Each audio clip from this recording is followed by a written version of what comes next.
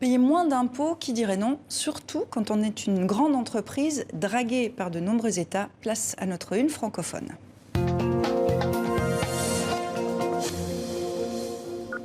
Un sommet mondial de la fiscalité s'est tenu cette semaine, sommet organisé par Taxcope, la conférence internationale sur la concurrence fiscale, dont vous êtes la cofondatrice, Brigitte Alpin.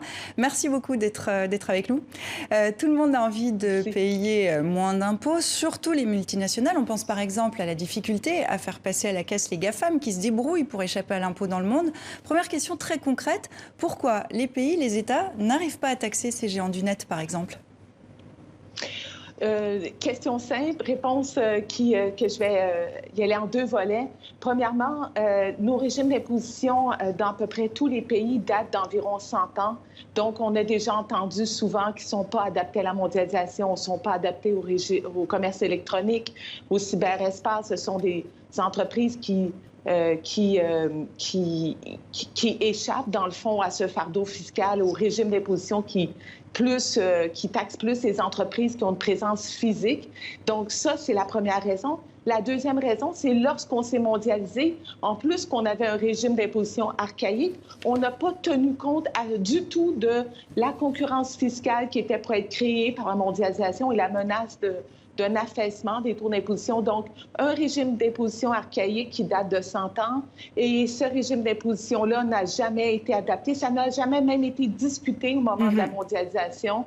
Donc, avec ces deux éléments-là, on se retrouve aujourd'hui avec une soif et un besoin extrêmement important de moderniser nos régimes d'imposition à toute cette réalité. Et c'est le point de départ de votre réflexion il y a une dizaine d'années. À l'occasion du sommet, vous avez présenté votre documentaire Rapide et dangereuse, une course fiscale vers l'abîme.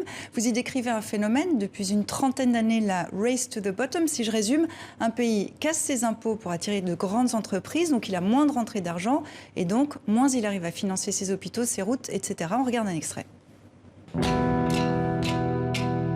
You know, it was last year before this group that I told the tax hikers in Congress that if they wanted to send me a tax increase, well, go ahead, make my day.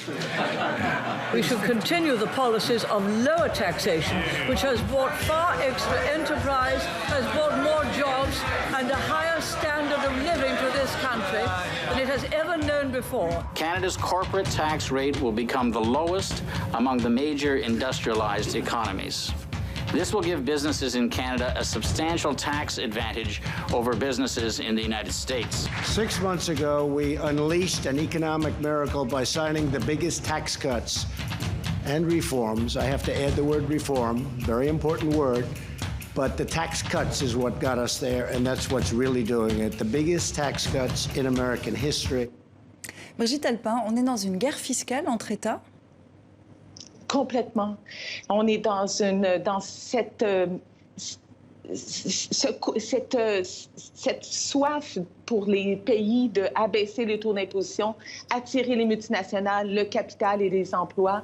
Et même si les politiciens essaient d'y échapper, la puissance de cette course fiscale qui est maintenant devenue une guerre fiscale entre les pays pour attirer les multinationales et les emplois, elle est tellement puissante que c'est très difficile d'y échapper. Mais la concurrence fiscale, c'est sain quand même, non?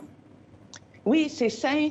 La concurrence, fondamentalement, c'est sain, surtout dans une économie de marché. Mais là, maintenant, on ne parle plus d'une concurrence fiscale saine. On parle d'une guerre fiscale. On parle de certains pays qui ont des taux d'imposition qui sont parfois 10 ou 15 points de moins élevés que la moyenne de l'OCDE, qui est de 25 %. Donc, comment faire concurrence à un pays comme, par exemple, l'Irlande, qui a un taux d'imposition de 12,5 % lorsque dans l'Union européenne, on a une moyenne beaucoup plus élevée?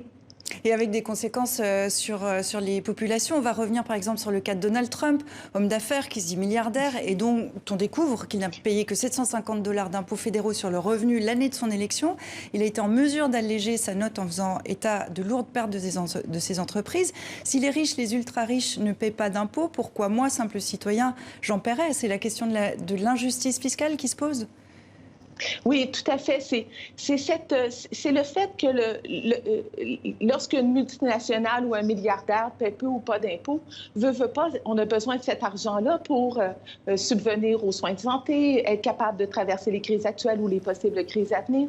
Donc, on doit aller la chercher tout de même, cet impôt-là. Et donc, on va la chercher on the rest of us, comme on dit souvent, soit les salariés, les PME, les entreprises domestiques. Ça crée un sentiment d'inéquité, d'inégalité, et même un sentiment de rejet de la mondialisation. Oui. Donc, il faut... L'impôt sert à redistribuer de la richesse et à financer un État, hein, c'est ce que vous nous disiez. Là, on est dans le contexte d'une crise sanitaire. Est-ce que ce moment démontre que les États vont avoir besoin de plus de rentrées fiscales ? Oui, peut-être que c'est un moment, lorsqu'on regarde l'histoire, bien souvent, la justice fiscale a été remise dans nos systèmes lorsqu'on a fait face à une crise. Donc, peut-être que la crise actuelle va être un électrochoc pour saisir les pays à agir et à vraiment mettre en place une justice fiscale une grande justice fiscale. Donc, peut-être c'est le moment d'implanter ou de réimplanter la justice fiscale. Merci beaucoup d'avoir été avec nous, Brigitte Alpin. Merci beaucoup à vous. Merci à bientôt. à vous. Merci, à bientôt. Merci, au revoir.